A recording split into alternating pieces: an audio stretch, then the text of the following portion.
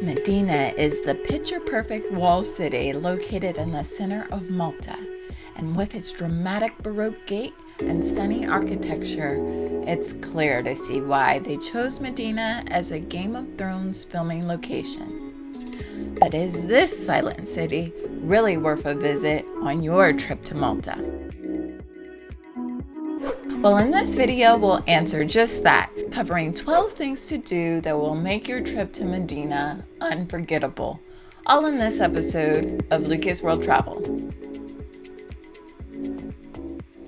Now, we're Kendra and David Lucas of Lucas World Travel, and we spent 7 glorious days exploring the island of Malta.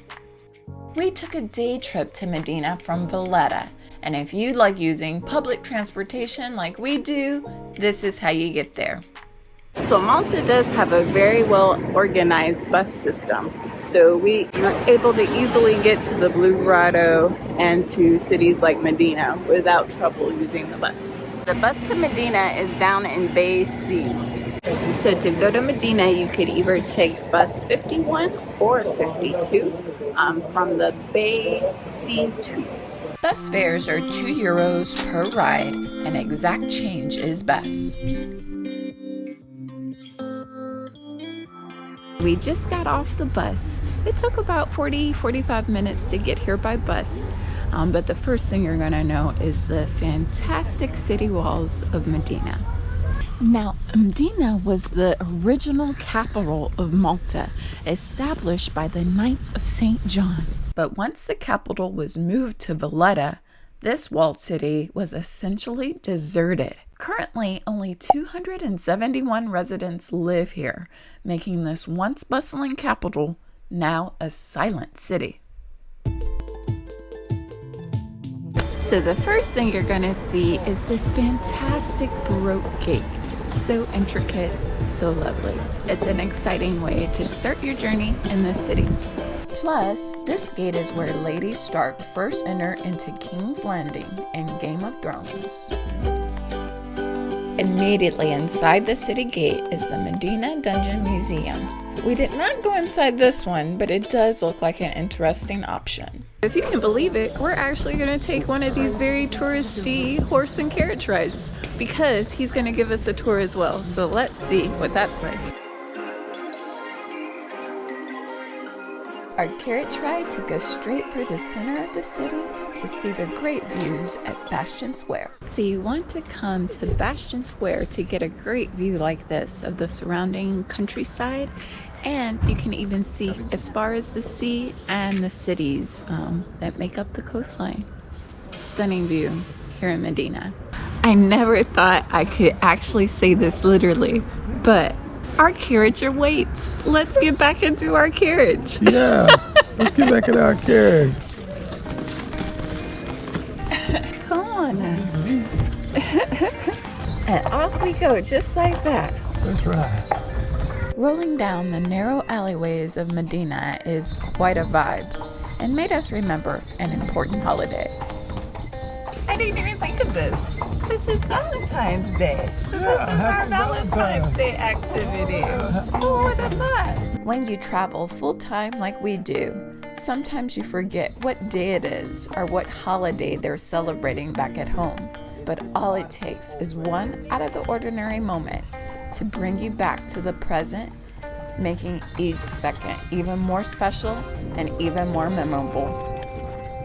The best part of the carriage ride was that we got to see Rabat as well, which is the town that surrounds Mdina.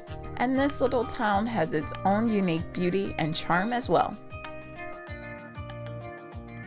Now for €30, that was quite a pleasant experience. I can recommend it.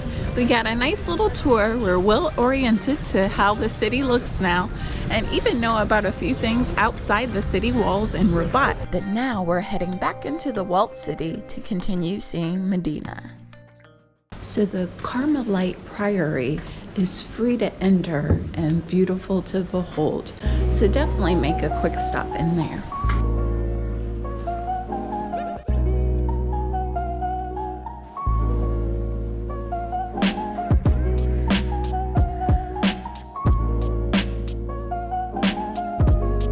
lunch with great food and views, go to Fontenella Tea Garden. So to get a chair with a view, you will have to wait a bit. But if you just want to come in for tea or a snack, they have no waiting on the chairs downstairs. This is a spectacular view. I enjoy it. I can see the farmland here, and if you look further out, you can see along the horizon, even past the city, you can see the sea. So it's very nice. Wound up getting a vegetarian pizza, which looks so yummy with the olives on top. We got bruschetta that has olives already in it, so you know that makes me happy. Because olives makes everything taste better. The smoked salmon salad, also with olives. And look at that feta. Yum. Pretty good. Yeah, the bruschetta is so nice and herby. You can like really taste that like lemon and herb and the tomato. Really a lot of flavor. And since this place is known for their desserts, we had to get one, plus it's Valentine's Day. So this is chocolate, caramel, and hazelnut. After a lovely lunch at the Fontenella Gardens, now we're gonna head check out the Cathedral Museum.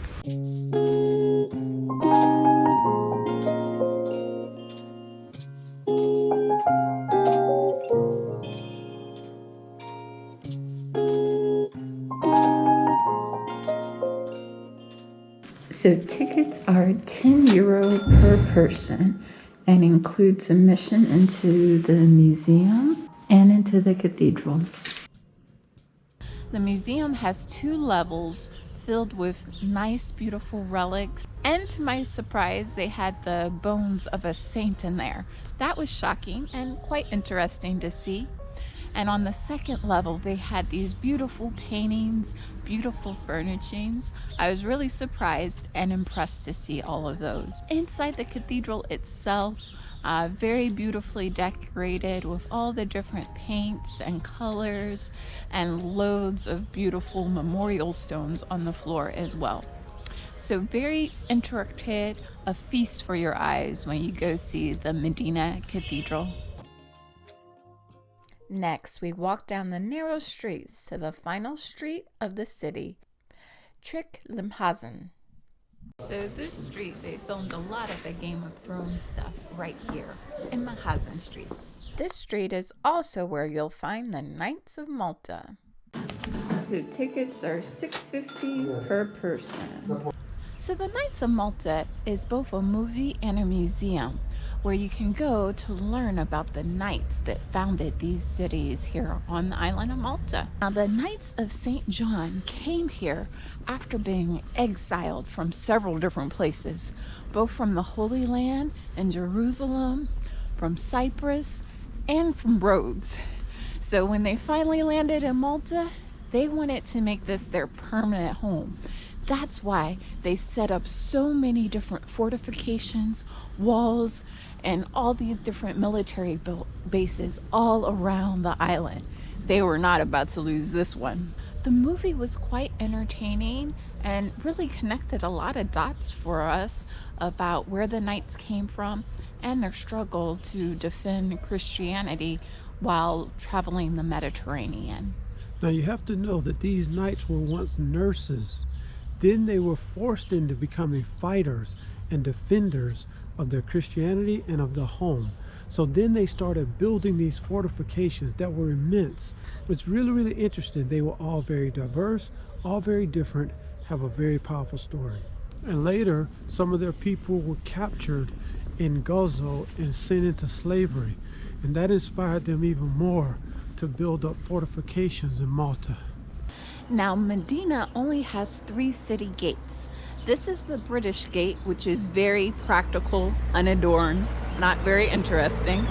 So now this is the Greek gate, because a lot of Greek people lived in this neighborhood. The outside of the Greek gate is actually quite nicely decorated, adorned, and definitely worth seeing.